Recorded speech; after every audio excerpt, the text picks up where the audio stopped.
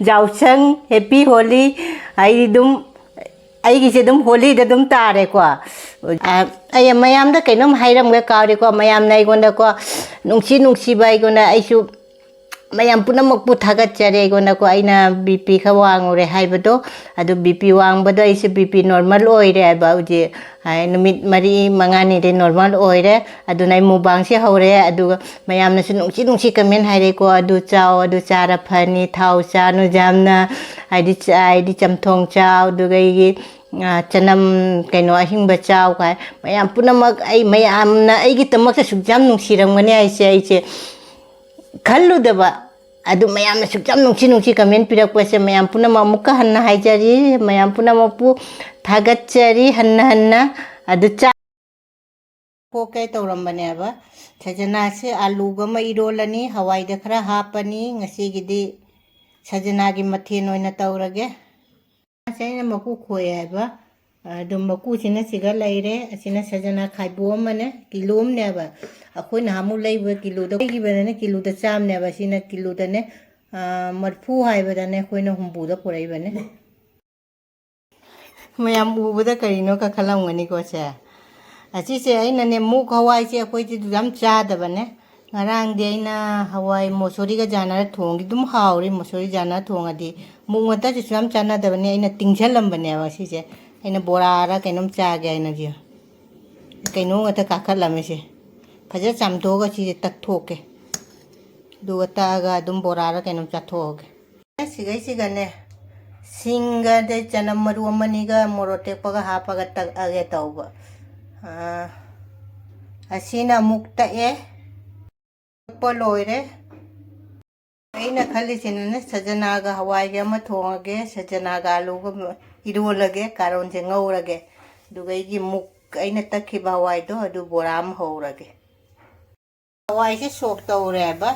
iromba su ga phulle hauge toromba de karon ngau da wa na siga leire soina di leire ngau ti di bora sap kat pa haure ba bora se machudi jam phajare mukki bora se e bam di haure bani sina karon ngauri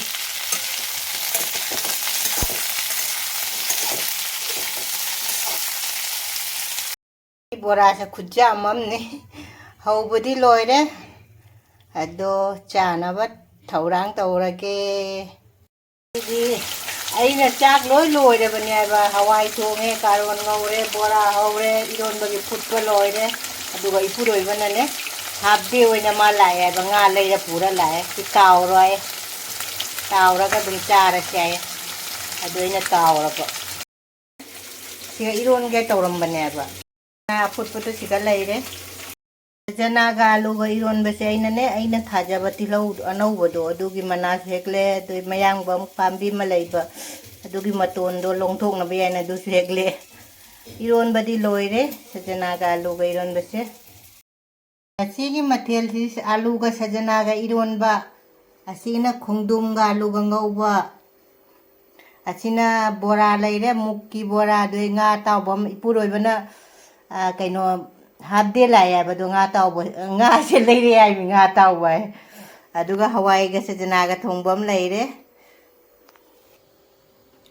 mathen di sitane punama rekha nei kongno na khoram jari ngasi su mukbang oina dum pore mamang da su mathen di hai grabani sajana ga alu ga iron bam leire aduga sina sajana ga hawai ga thongba de khongdum ga alu ga ngauba sina mukki bora sina nga sina ipuroi bana habde lakwa do nga se leira ba aduga tilau ma jawre lai gi san khoram hogi ge mayam punama happy jausang de mayam su jamna harauram gani ko jausang lakwa se akoi di phangdare jumda dum jausang akoi di kanam chu abi nungbi ai di kanam ga chu teina de akoi di du mayam cha ba hawra si chak su jam lamme ai hawai thongba se siga thamgarage iromba sina siga thammage asi se karina han hausige iromba hausira ai mayam da kainom hairam ga kawri ko mayam nai gonda ko nungsi bai gonda ai su mayam punamakpu thagatsare aigona ko aina BP kha wangure haibado adu BP wangbado aise BP normal oire aba uje numit mari mangani de normal oire adu nai mukbang se hore adu mayam na nungsi nungsi comment haire ko adu chao adu chara phani thau cha nu jamna aidi chamthong chao du gai chanam kaino ahingba chao kai mayam punamak ai mayam na ai gi tamak sa sugjam nungsirang mane aise kalludaba adu mayam na sugjam nungsi comment pirakpase mayam punamak mukka hanna haijari mayam punamak pu thagachari hanna adu chaba haurase ko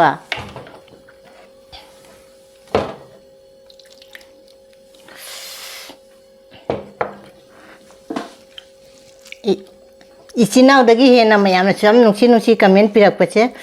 adu lai gi khoramgani asing asi je makan mukki bora na mayam de lag mayam che isinau punamak kini ko adu ising khatang thak ising ji jam chai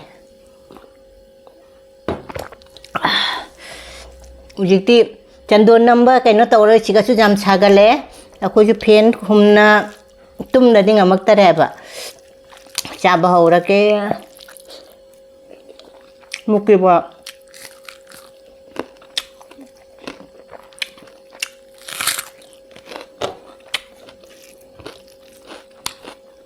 Eromba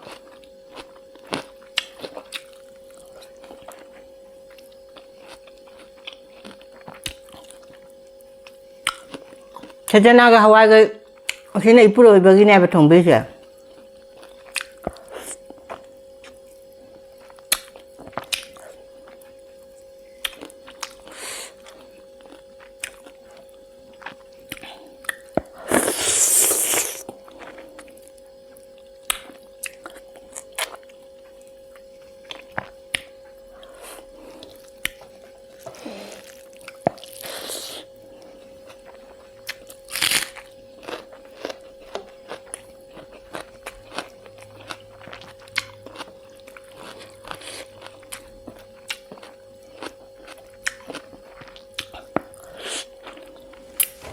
thật thế nào à hiểu mà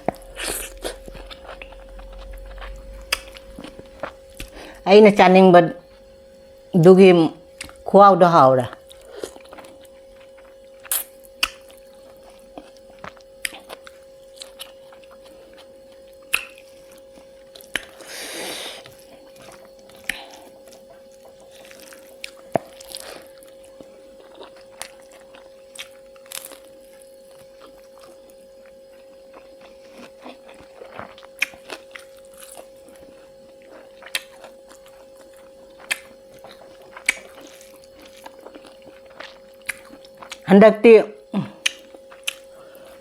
Handak hafta se de chutti akai no phangai ba irai de ipuroi bagine akoi di chutti matte akoi di chutti nong bak chutti leite napi khoi gi ipuroi be office ki chutti ade irai thangja numaji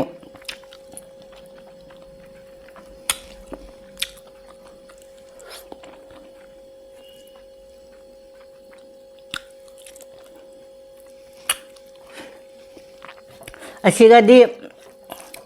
hayeng irai se holi ni apa sigana kai 13 tarik tana holika 14 tarik tana holi tang tara mai se jau sang mai tha ba akhoi chon na ne akhoi hade akhoi mitei gi kai no do calendar do rang mane sigana 13 tarik ta mai tha ba tang tara hum do da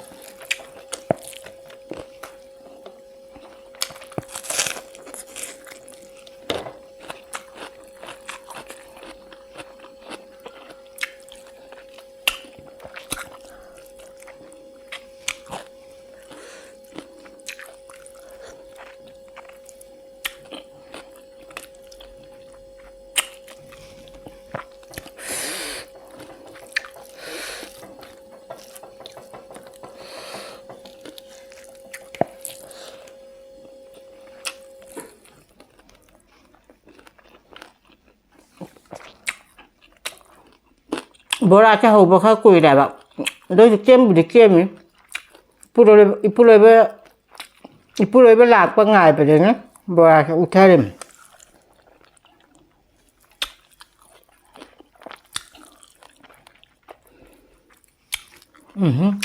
오호, 이리 가론 거고 부럽다는 가론 거고 저 가론 중 어우림이네.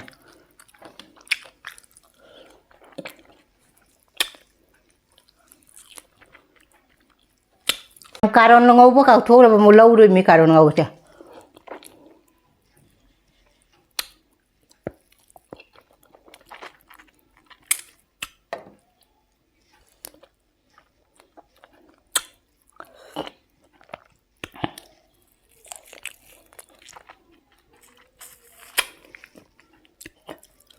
Ngarang di sopagi ko bar nung bar lot dalop nung lot nung cara putau na pau ko na aduh ke di video ke di nam hau dere ta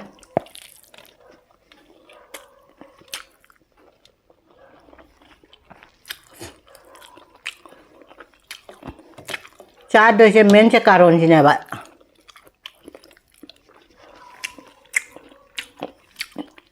hawai dek Sajana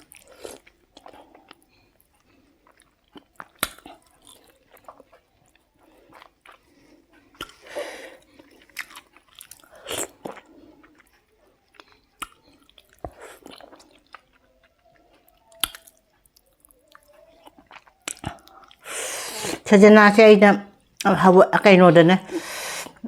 karya mayam dah apa kam caning mi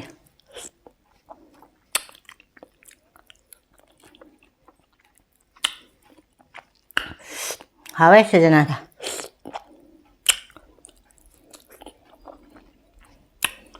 Eromba jam mata cana hawai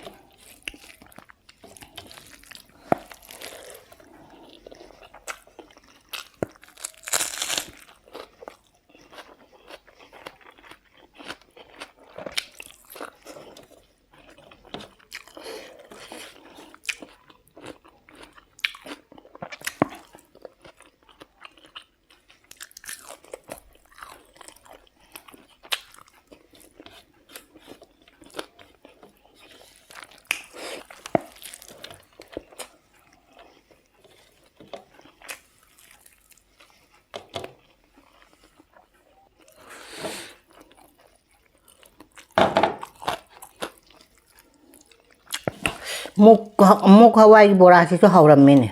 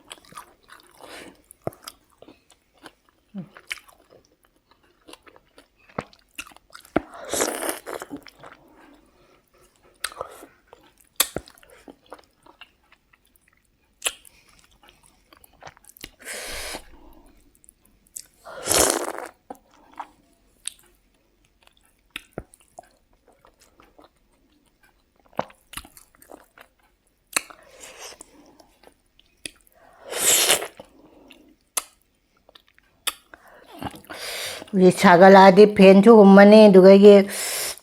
마찬 돈주 틴바지 알아.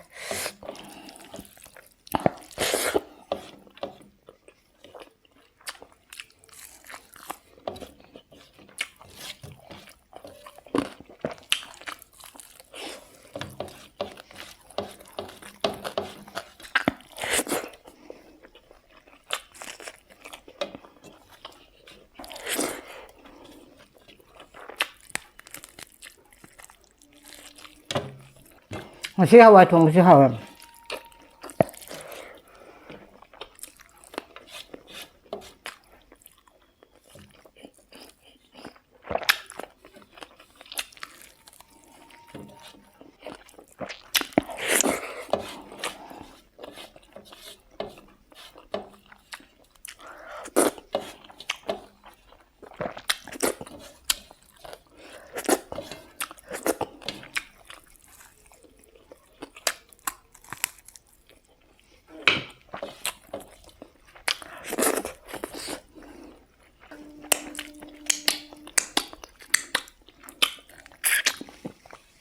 ꯍꯌꯦꯡꯗꯤꯅꯦ ꯁꯤꯒ ꯏꯁꯩ ꯊꯥꯅꯅꯦ ꯍꯥꯏꯗꯤ ꯚꯤꯗꯤꯑꯣꯁꯨ ꯁꯦꯝꯕ ꯌꯥꯔꯣꯏꯕ ꯉꯁꯤꯒꯤ ꯃꯊꯦꯜꯁꯨ ꯍꯥꯎꯁꯨ ꯍꯥꯎꯔꯝꯃꯦ ꯁꯖꯅꯥꯒ ꯑꯂꯨꯒꯗꯣ ꯈꯨꯍꯥꯎꯗꯣ ꯑꯗꯩ ꯁꯖꯅꯥꯒ ꯍꯋꯥꯏꯁꯤꯁꯨ ꯍꯥꯎꯔꯝꯃꯦ ꯑꯗꯩ ꯑꯇꯩ ꯉꯥ ꯑꯇꯥꯎꯕ ꯑꯃꯒ ꯌꯥꯎꯔꯕꯅꯤꯅ ꯑꯗꯨꯒ ꯑꯩꯒꯤ ꯕꯣꯔꯥ ꯑꯗꯩ ꯀꯥꯔꯣꯟ ꯑꯈꯥꯕꯤꯁꯦ ꯀꯥꯎꯅ ꯀꯣꯟꯅ ꯄꯨꯊꯣꯔꯛꯄꯅꯤꯀꯣ ꯍꯥꯎꯁꯨ ꯍꯥꯎꯔꯦ ꯉꯁꯤꯒꯤꯗꯤ ꯑꯗꯨꯝ ꯁꯤꯒ ꯊꯝꯃꯒꯦ ꯃꯊꯪ ꯃꯨꯛꯕꯥꯡ ꯈꯪꯗꯦ ꯕ꯭ꯂꯣꯛ ꯈꯪꯗꯦ ꯎꯅꯔꯁꯦ ꯕꯥꯏ